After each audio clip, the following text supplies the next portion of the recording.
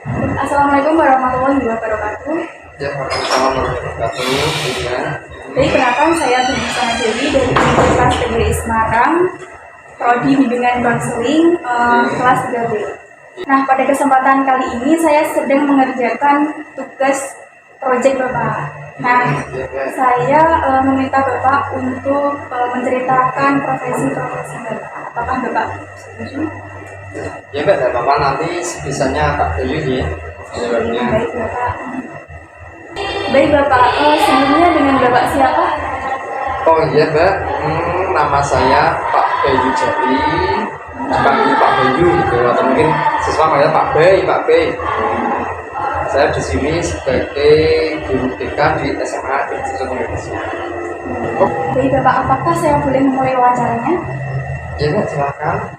Baik Pak, Bapak bisa ceritakan profesi yang Bapak jalani saat ini untuk tugas dan tanggung jawab Bapak, terutama tanggung jawab Bapak di sekolah ini. Oke, di sini kan Pak Bayu mengaku guru TK di SMA Negeri. Jadi memang tugas dari seorang guru TK banyak sekali, dari konseling, dari pengentasan masalah dan lain-lain. Cuman yang pasti di SMA ini seorang guru TK memang harus bisa menjadi partner atau sahabat dari siswa itu sendiri. Ya, poinnya di situ. Karena kalau kita dekat dengan siswa, siswa nyaman dengan kita, mungkin ada masalah di rumah atau masalah lainnya, itu bisa mereka bercerita secara gamblang terhadap kita. Jadi ciri khasnya ketika di situ. Baik Bapak, untuk tugas dan tanggung jawab di sini itu sebagai guru BK ya. Nah, untuk biasanya banyak nggak sih Pak penanganan siswa yang bermasalah di sekolah ini? Oke, untuk penanganan siswa di sekolah Indonesia ya tergolong pasti banyak, apalagi kita sekolah swasta. Yang paling banyak itu biasanya keterlambatan. Jadi mereka berangkat sekolah terlambat, itu tiap hari pasti ada. Terus yang kedua, pembolos. Jadi memang ada beberapa siswa yang berangkat tapi tidak sampai sekolahan, kadang mampir kemana atau diajak siapa atau membolos seperti itu. Jadi memang keterlambatan itu nomor satu, membolos nomor dua, dan lain-lainnya mungkin masalah-masalah yang lain yang tidak terlalu. Biasanya yang bermasalah itu kelas berapa aja nih Pak? Rata-rata ya, hampir semua kelas 10 ada, kelas 11 ada, kelas 12 ada. Baik. Lalu Pak Bayu kan di sini sebagai guru BK ya? Ya, Nah, apa alasan utama Bapak memilih profesi ini? oke. Jadi memang awal dulu Pak Bayu itu lulus SMA, kan memang orang tua wes ngomong kuliah nanti. Nah, jadi memang dari SMA itu Pak Bay memang tertarik hal-hal yang bersifat kejiwaan, psikis. Jadi tidak tahu waktu itu bisa tertarik itu, terus mungkin bisa melihat karakteristik seseorang, melihat latar belakang seseorang itu seperti apa gitu. Jadi Pak Bay memang tertarik, makanya Pak Bay dulu kuliahnya di psikologi. Jadi Pak Bay tertarik yang berhubungan dengan humanity, personal. Jadi Pak Bayu sendiri ini bidangnya di psikis atau Ya betul, di psikologi ya betul. Lalu mengapa Bapak menekuni profesi tersebut? Ya karena yang pertama Bayu memang senang tertarik gitu ya gitu. Terus didukung orang tua, ya wes kuliah psikologi wes. Jadi apakah ada faktor lainnya Pak selain orang tua untuk mendukung profesi Bapak? Faktor lainnya tidak ada sih Mbak. Tidak ada paksaan, juga tidak ada masalah lain, cuma senang, tertarik. Akhirnya kita menjalani profesi itu kan dengan nyaman. Nah itu awalnya senang dulu, tertarik, dan kita menjalani dengan nyaman. Lalu bagaimana Pak latar belakang pendidikan Bapak yang mendukung profesi Bapak yang saat dijalani saat ini? Latar belakang profesi, maksud kuliahnya? Ya, latar belakang pendidikan Bapak dari SD sampai kuliah. Sehingga Bapak sendiri bisa menekuni profesi saat ini. Oh, itu ya kebetulan tuh SD memang belum mengarah ke situ ya, ke psikologi ya. SMP juga belum, jadi standar aja kayak siswa lain. Dan baru SMA itu berarti mulai ada ketertarikan. Kok bisa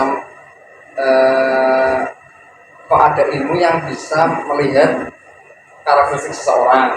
Seumpama saat kita berbicara, terus Pak Bayu tertarik dengan body language klien Pak Bayu, semua dari gerak matanya, dari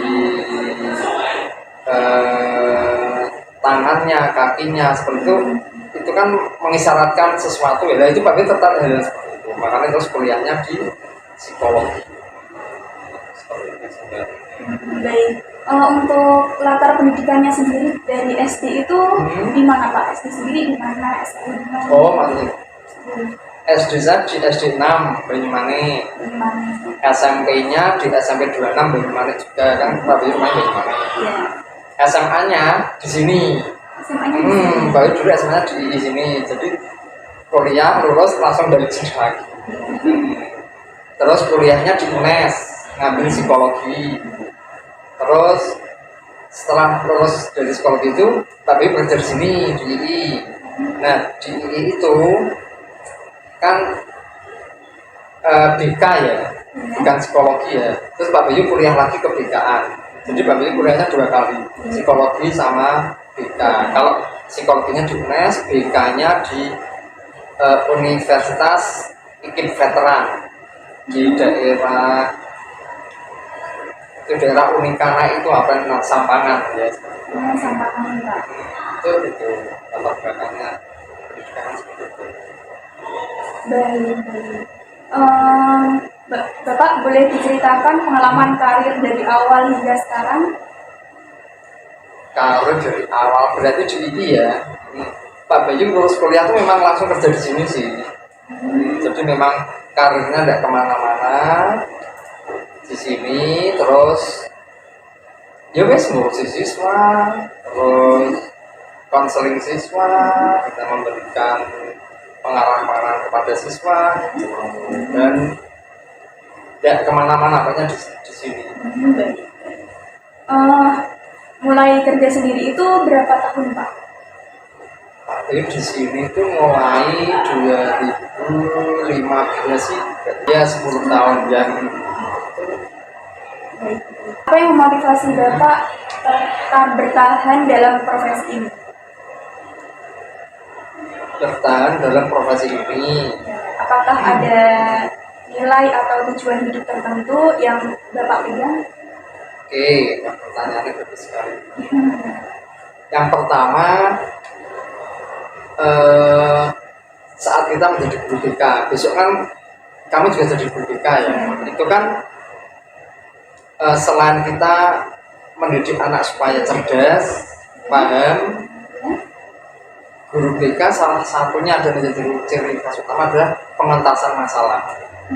Nah, jadi effort guru BK saya di sini itu yaitu dari siswa bermasalah kita konseling, kita terapi dan lain-lain menjadi siswa yang baik dan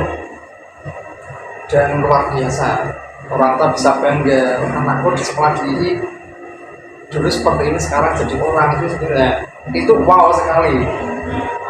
Ya excited sekali di situ, kebanggaan tersendiri bagi seorang guru saya. Baik Bapak, lalu apa saja nih pengalaman yang menyenangkan atau tantangan yang Bapak alami selama berkarir? Tantangannya eh, seorang guru TK itu dalam pengentasan masalah itu tidak bisa konseling sekali dua kali itu langsung siswa menjadi baik. Tantangannya di situ. Berarti harus ada terapi. Nah, terapi itu memang harus berulang kali, nggak satu, nggak dua, tapi kontinu, terus menerus. Kita lihat perkembangan si A, kita panggil dari Senin, kita konseling, oke, kita Rabu panggil lagi, perkembangan seperti apa, oke, kita Jumat panggil lagi, sampai dia menjadi seperti yang kita harapkan, seperti itu. Tidak terlambat lagi, mungkin tidak membolos lagi seperti itu. Jadi memang tantangannya di situ, kontinu terus, tidak boleh sampai pedot. Nah, sampai putus ya sudah, dia akan tidak ada pengawasan lah dari orang tua, tidak ada dari sekolahan, tidak ada, ya sudah men, seperti apa, kita kan eman-eman, kita itu istilahnya ngopeni istilahnya ngopeni siswa. Jadi tantangannya itu ya Pak?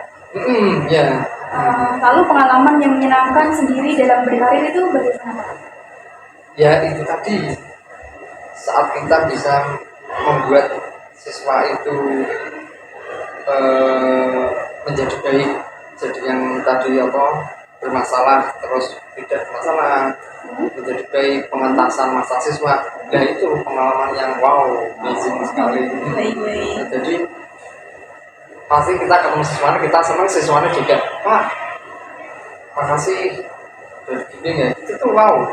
Terus dibayar berapapun ya tidak bisa, itu kepuasan sendiri, kebanggaan tersendiri. Orang tuanya juga alhamdulillah bisa mempercayai di sekolah ini. Seperti itulah. Baik Bapak, boleh diceritakan dan disebutkan prestasi-prestasi Bapak yang Bapak raih selama pengalaman pendidikan dari SD sampai kuliah. Aduh, masalah prestasi itu Pak Bayu apa ya? Ya paling malah di luar dari psikologi kebekaan sih, tapi prestasinya paling ngeband seperti itu, malah tidak ada hubungannya dengan ini kebekaan sama psikologi. Justru prestasinya malah di sekolah sini sih kok. Dan ya paling ke anak-anak, paling ya dulu sekolah tuh ngeband, terus fashion show itu saja sih, tidak ada hubungannya. Jadi prestasinya di sekolah ini ya? Ya benar sekali ini. Untuk organisasi yang Bapak ikuti selama sekolah itu apa sih Pak? Nah, ini yang paling menarik. Dulu pas waktu sekolah itu Pak Bayu orang itu memang gimana ya? Lebih ke pendiam sih. Jadi memang tidak ada organisasi apapun, kecuali ya pramuka wajib ya. SMA dulu, SMP wajib pramuka ikut. Paling ya pin itu tadi ngeband sama fashion gitu, tidak sampai Pak Bayu ikut lomba cerdas cermat sampai apa Pak, jadi ya standar. Baik, lalu pengalaman atau pelajaran apa nih ya Pak yang Bapak dapatkan selama berproses dalam pendidikan untuk meraih profesi ini? Boleh disebutkan Bapak? Wow, ini tadi pertanyaannya ini pelajaran dan pengalaman yang Bapak dapatkan selama berproses dalam pendidikan. Oke, pengalamannya tuh banyak ya, cuman yang paling menonjol saat Pak Bayu jadi guru sini ya, itu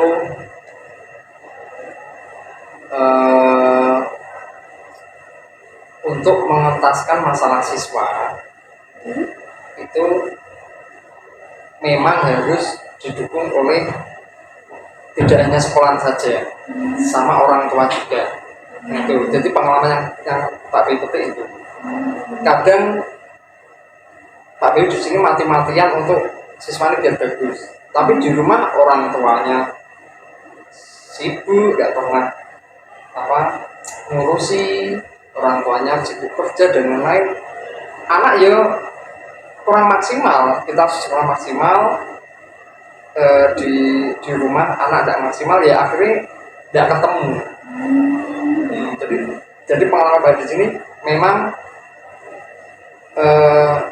untuk pengentasan masalah harus ada pihak dari rumah dan dari sekolahan.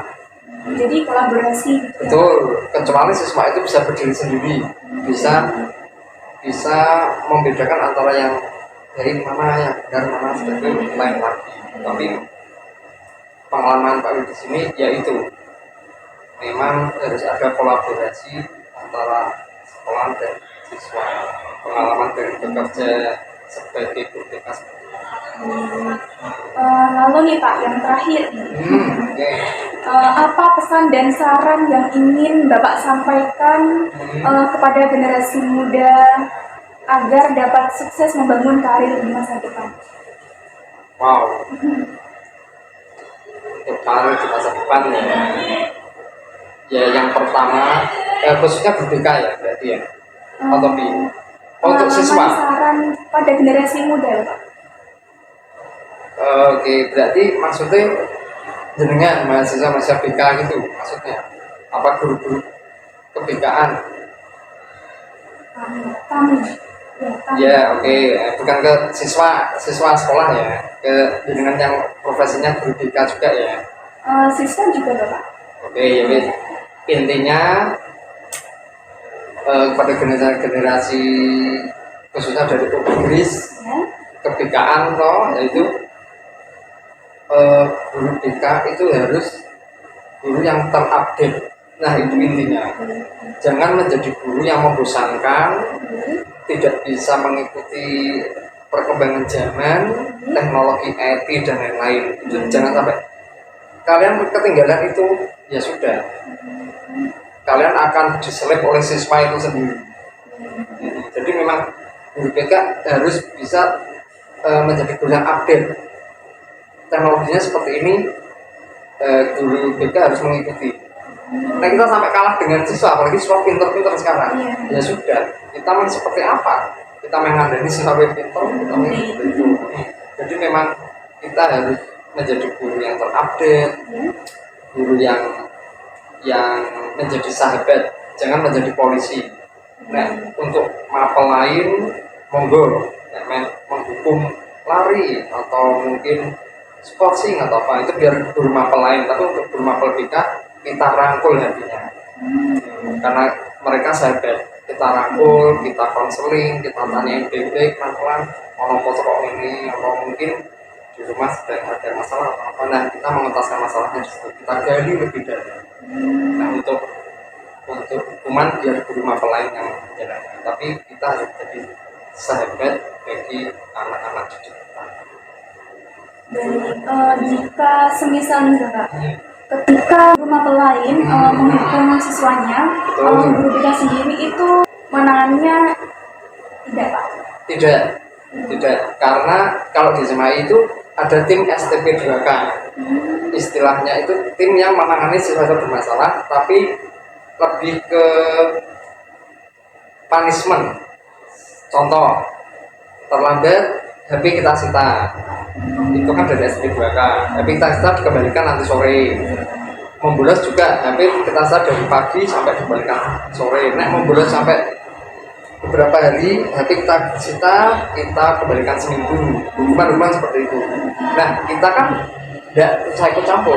Nah di SMA ini kita hanya memanggil siswa, kita ajak konseling berdua, kita tanyain dari hati ke hati ada masalah apa gini. Saya kalau biasanya yang terlambat itu Pak, saya kalau malam itu tidak bisa tidur, nah kita terapi supaya malam itu sebelum larut sudah bisa tidur dan lain. Penanganan yang berbeda. Tadi kan pesannya ya Pak. Untuk sarannya sendiri pada generasi muda itu bagaimana? Sarannya ya mungkin tidak jauh beda dengan tadi. Kita harus menjadi guru yang kekinian. Nah itu jangan sampai menjadi guru BK yang ketinggalan zaman. Itu aja, karena perkembangan zaman sekarang sudah ngeri, sudah ada AI dan lain-lain. Kita isi mereka dengan adab dan perilaku yang istilahnya dalam Indonesia itu sopan santun. Baik Bapak, untuk wawancara pada pagi hari ini sudah selesai. Saya Tina Istana Dewi mengucapkan terima kasih banyak kepada Pak Bayu atas waktunya yang diluangkan pada pagi hari ini. Oke, ya, sama-sama. Terima kasih. Semoga kita sama-sama saling belajar kan ya. Dengan yang lebih muda, lebih cerdas, Pak Bayu juga banyak belajar dari mahasiswa seperti kalian. Dari untuk pengalaman Pak Bayu sangat luar biasa, saya sangat terhubung sekali Pak. Iya Pak, terima kasih. Bisa bertemu. Semoga saya juga bisa seperti Bapak ya Pak. Iya Pak, amin. Ya, bisa lebih lah nanti. Baik Pak, saya akhiri. Wassalamualaikum warahmatullahi wabarakatuh. Waalaikumsalam.